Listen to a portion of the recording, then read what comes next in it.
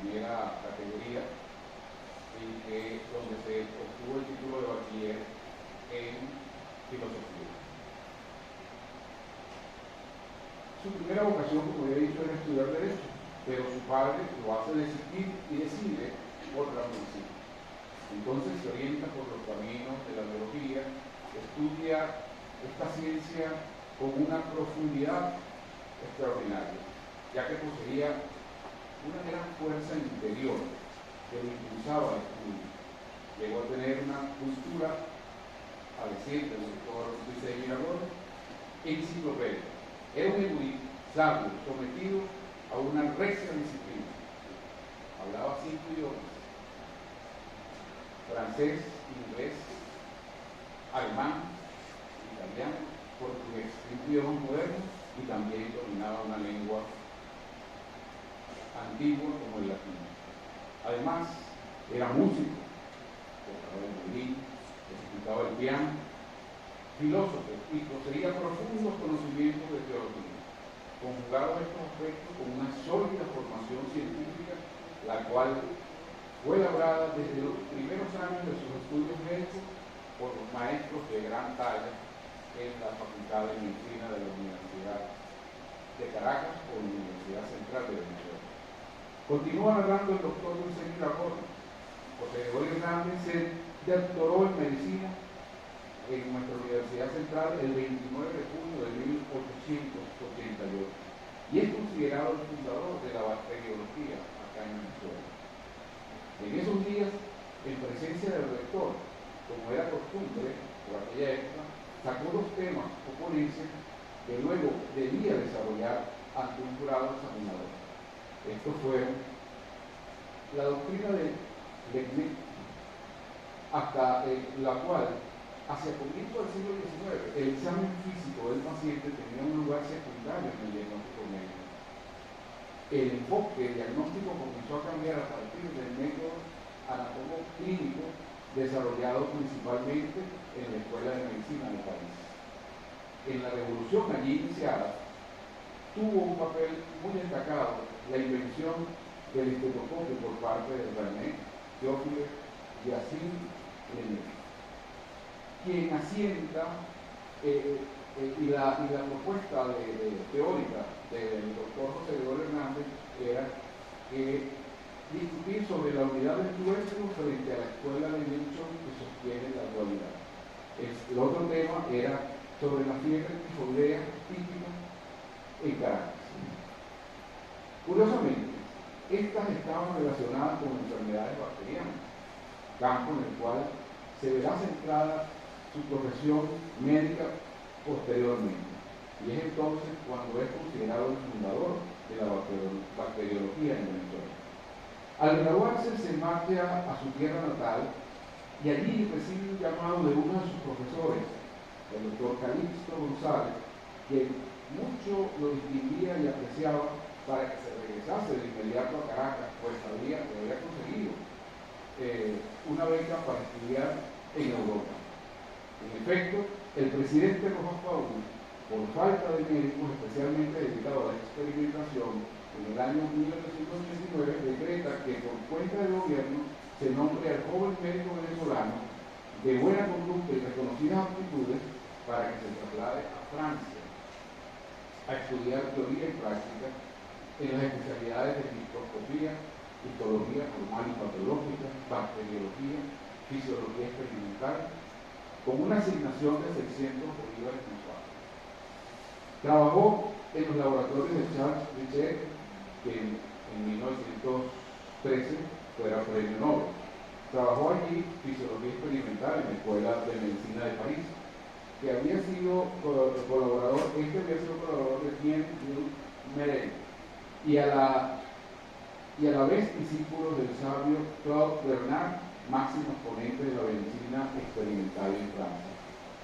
Con Matías Duval, el doctor José Gregorio Hernández estudió histología y embriología, y con el eminente Isidoro Estrada, que había sido alumno de Emil Brooks y Charles Chamberlain, que a su vez fueron alumnos de Luis Pasteur, estudió bacteriología. Continúa el autor referido en este plano monográfico del doctor José Gregorio Hernández, diciendo que terminados sus estudios en esa ciudad, solicita permiso y se traslada a Berlín a estudiar histología y anatomía patológica, y según un nuevo curso, y hacer un nuevo curso, de bacteriología. En París compró un laboratorio de fisiología con instrucciones del gobierno, y terminada con brillo y éxito su misión en Europa, regresa al país al año 1891. Y el gobierno de turno, bajo el mando de Raimundo Luis Palacio, tomando en cuenta la adquisición del laboratorio por parte de Hernández, que decreta la creación de los estudios de histología, fisiología experimental y bacteriología a cargo del mismo médico, quien funcionará de director. Simultáneamente es nombrado catedrático de estas asignaturas, y en noviembre, en presencia del ciudadano rector, doctor Elías Rodríguez, toma posesión del cargo y presta el juramento de ley. Considera el doctor Briceño Iragorri que pocas personas para esa fecha podrían haber alcanzado tal grado de disposición para atender esa amplia tarea científica. Y destaca que esta cátedra de bacteriología fue la primera que se fundó en toda la América. Su obra cumbre en el terreno de la ciencia, continuó el relato del doctor Briceño Iragorri, aquella que lo coloca en el sitial de grandes maestros de la medicina nacional, fue su obra docente. La de maestro insigne, que supo ser inspiración y símbolo de legiones de discípulos que enaltecieron su memoria, llevando su sabiduría a lo largo y ancho del país. Es entonces cuando comienza la enorme y fecunda labor del doctor José Gregorio Hernández. Sus actividades son entonces múltiples, así como sus variadas actuaciones. Supo ser a la vez, sin dejar de ser él mismo, es científico conmutado, profesor, erudito, médico, eminente y con mucha sapiencia, investigador infatigable, filósofo profundo, artista de refinada sensibilidad, como ya lo hemos dicho, pero además ciudadano intachable y sobre todo hombre de envidiables cualidades y excelsas virtudes. El doctor Riske dice, era un sabio siendo casi un niño. Claro, estaba viviendo apenas la tercera década de su vida. En 1891 funda Hernández entonces los estudios experimentales de forma científica. Briceño Iragorri nos presenta que con este hecho es cuando comienza la verdadera docencia científica y pedagógica en nuestro país. Las comienza a base de lecciones explícitas con observaciones de los fenómenos vitales, la experimentación sistematizada, la práctica de la vivisección, es decir, la inserción del animal a un vivo, cuyo objetivo es poder observar el funcionamiento de los órganos. Realiza además pruebas de laboratorio, introdujo el microscopio y enseñó su uso y manejo. Coloreó y cultivó microbios, hizo conocer la teoría de Virchow, que a su vez por esa época ya era considerado padre de la patología celular en Alemania. Fue además un gran fisiólogo y un biólogo eminente, pues conocía a fondo la física, la química y la matemática, que son ciencias básicas y trípode fundamental sobre la cual reposa toda la fisiología animal. Este mismo autor plantea que las aplicaciones prácticas de estas experiencias las supo poner al servicio de la finalidad suprema del arte del médico, y yo diría que de todo profesional de la salud, que no es otro que curar el enfermo y proteger la vida.